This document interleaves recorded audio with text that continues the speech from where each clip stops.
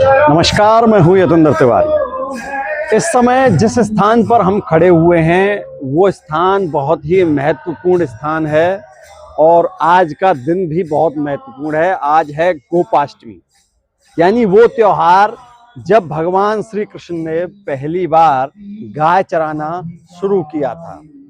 और जिस हम जगह पर अब हम खड़े हैं, जिसके बारे में हम आपको पूरा दिखाएंगे, वो स्थान है कदम्बटेर, यानी वो जगह जहां पर भगवान श्री कृष्ण ने पहली बार गाय चराना शुरू किया था। यानी गोपाष्टमी का भी दिन है और वो स्थान भी है जहां पर भगवान श्री कृष्ण ने पहली बार गाय चराई थी। तो वो बहुत सुंदर स्थान यहाँ पर है, पूरा हम आपको बताएंगे। हमारे साथ यहाँ मौजूद हैं स्थानीय दीपक गोस्वामी जी, ये आपको बताएंगे इस स्थान का क्या महत्व है। राधे राधे सर, आपका स्वागत है हमारे चैनल पर। राधे राधे यतेंद्र जी। ये जो स्थान है ये क्या महत्व है कदम्बटेर का यहाँ पर, और नाम कदम्बटेर क्यों पड़ा? सबसे पहले तो गोपाष्टमी के इस पावन पर्व पर आपके चैनल के माध्यम से मैं सभी देशवासियों को, सभी ब्रजवासियों को गोपाष्टमी महोत्सव की बहुत बहुत बधाई देता हूँ। आपका प्रश्न कि ये स्थान का क्या महत्व है, वैसे तो ब्रज का प्रत्येक स्थान ठाकुर जी की लीलाओं से भरा पड़ा है।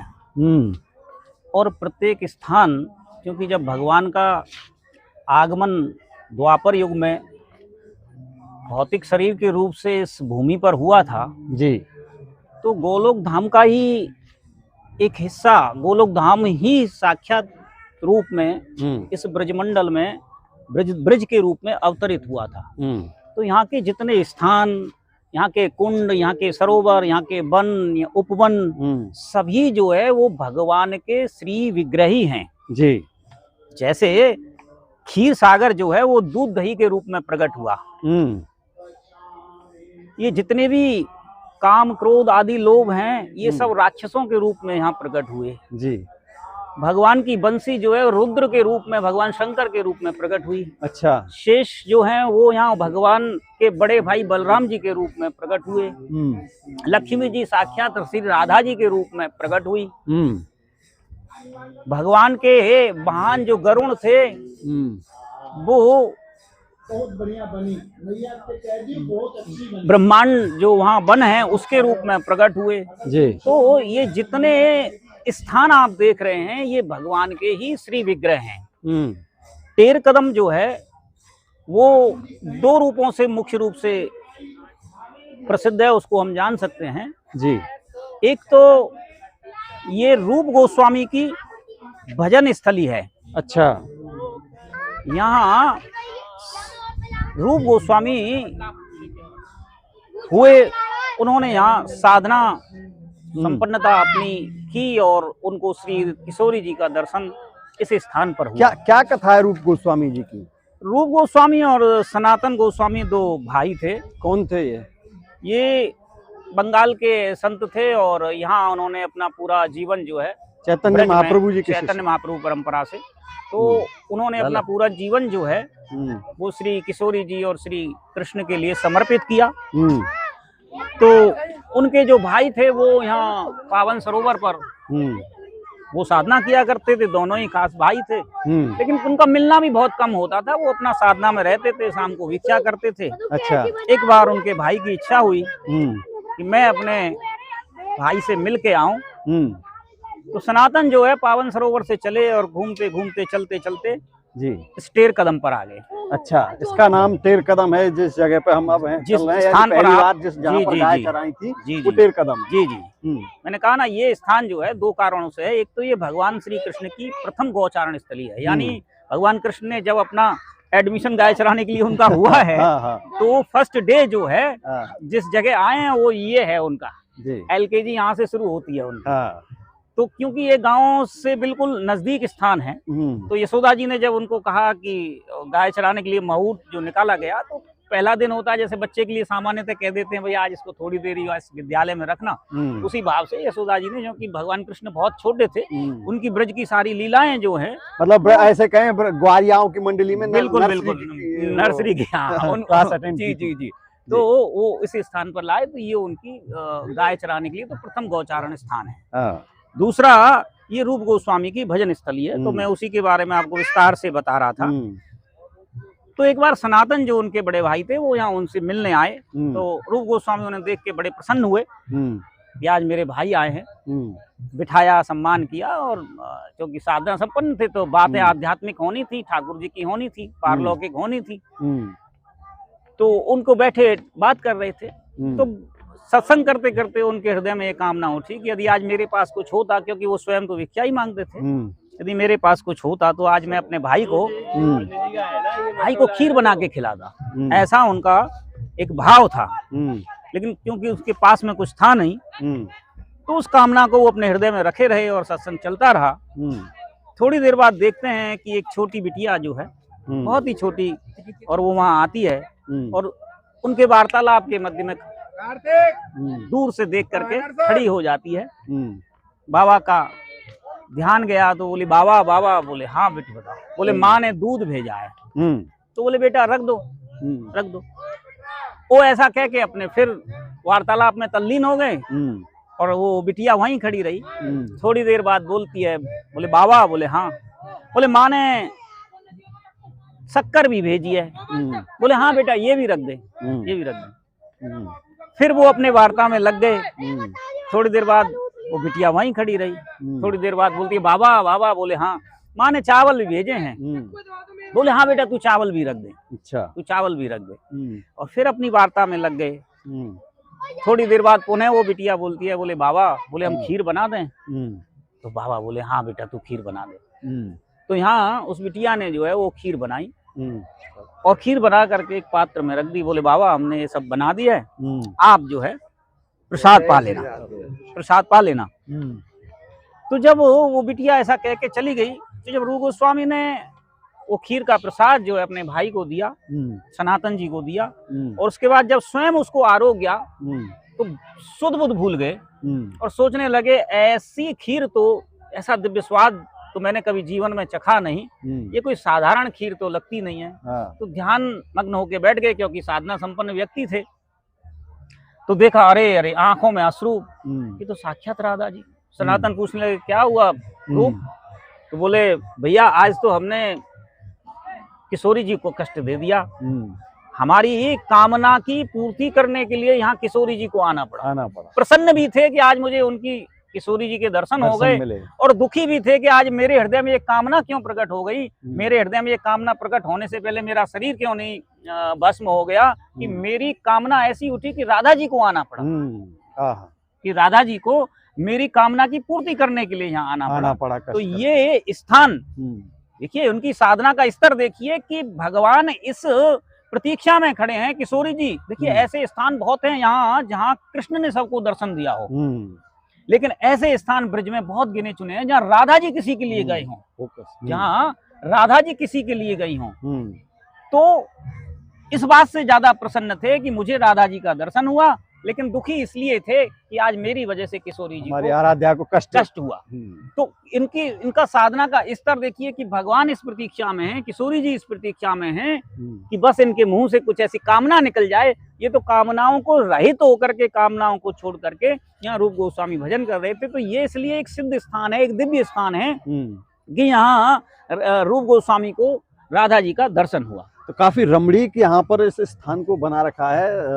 मतलब आप देखेंगे चारों तरफ पेड़ पौधे, तालाब, और बड़ा सुंदर नज़ारा यहाँ का दिखाई देता है। जैसा कि अभी हम दर्शन करके हैं, बहुत सुंदर नज़ारा यहाँ का दिखता है।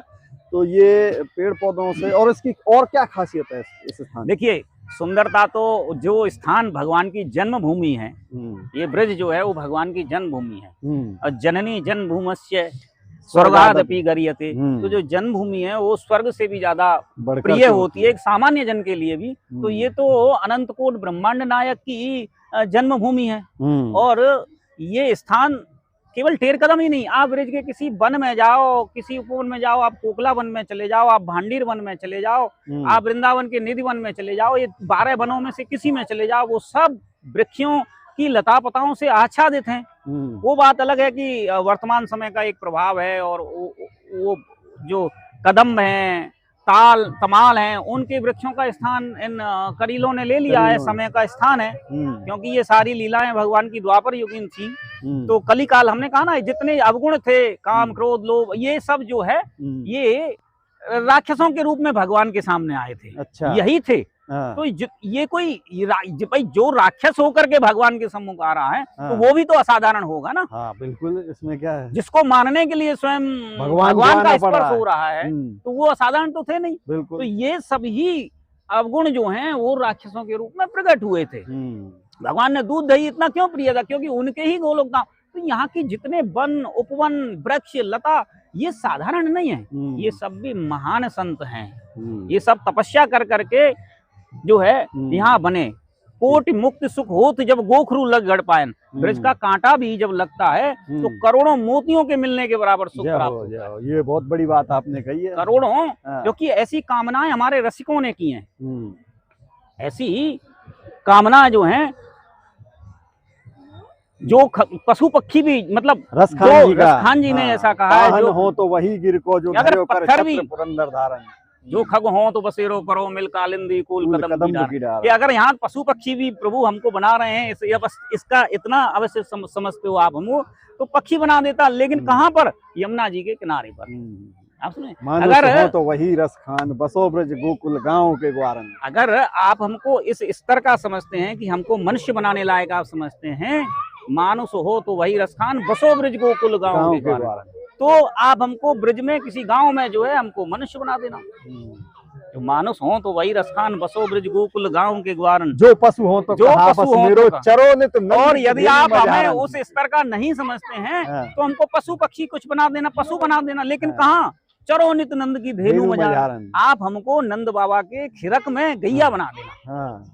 और यदि हमारा स्तर उससे भी दीनहीन है तो आप हमको महान बना देना, पत्थर बना देना। लेकिन किस पर? मान मर्दन करने के जो धरो कर छत्र पुरंदर धारण, जिसको अनंत कोट ब्रह्मांड नायक ने अपनी उंगली पे धारण किया था, उस पर हमको। तो ये जो स्थान है, ये देखिए, यहाँ का चाहे कुंड हो चाहे सरोवर हो, उसकी महत्ता उतनी है जितनी ठाकुर जी की है। यानी ठाकुर जी से तो सभी कामनाएं पूर्ण हो ही जाएंगी, लेकिन हम उस सरोवर की, उस कुंड की, उस स्थान की भी यदि पूजा हम करते हैं तो उसकी भी सामर्थ्य उतनी है, क्योंकि ये धाम है, ये ठाकुर जी का धाम है। और ये धाम के जितने सरोवर हैं, ऐसा कोई स्थान ब्रज का नहीं है जहाँ श्री कृष्ण की कोई लीला ना हो, जहाँ श्री कृष्ण के चरण ना पड़े। लेकिन हम भौतिक रूप से वो बात अलग है, केवल बरसाना को जानते हैं, केवल नंदगांव को जानते हैं, वृंदावन को जानते हैं। अरे कोई भी गांव, चाहे खैरा ले लो, खैरा भी जो है वो ठाकुर जी का ही गांव है। हाँ, सभी गांव यहाँ ब्रज 84 भी आते हैं, तो वो इसलिए ये स्थान, क्योंकि यहाँ तो भगवान श्री कृष्ण के साक्षात चरण पड़े हैं, यहाँ श्री राधा जी के चरण पड़े हैं, तो ये स्थान अपने आप में रमणीय तो है ही है।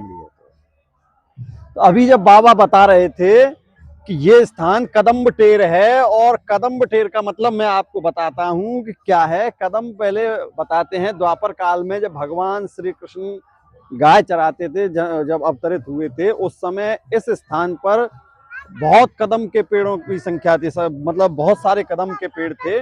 और जब शाम का समय हो जाता था, जब घर लौटने का टाइम हो जाता था, तो भगवान श्री कृष्ण उन कदम के वृक्षों पर चढ़ करके बंसी बजाते थे, टेर लगाते थे। टेर मतलब टू कॉल, बुलाते थे गायों को।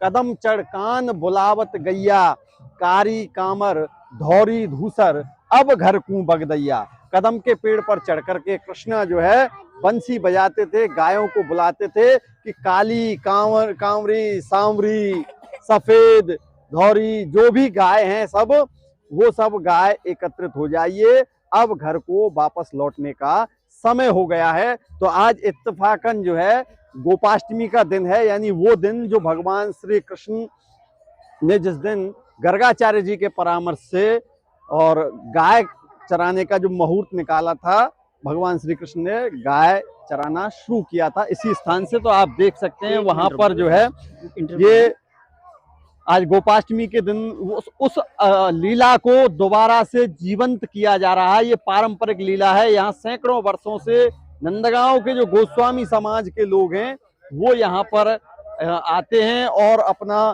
पद गायन आदि करते हैं, और उसके बाद जो है उस परंपरा की पुनरावृत्ति करते हैं। तो ये सारा आपको हमने बताया कि क्या महत्व है इस स्थान का, और ये वो स्थान है जहां से पहली बार गाय चराई थी।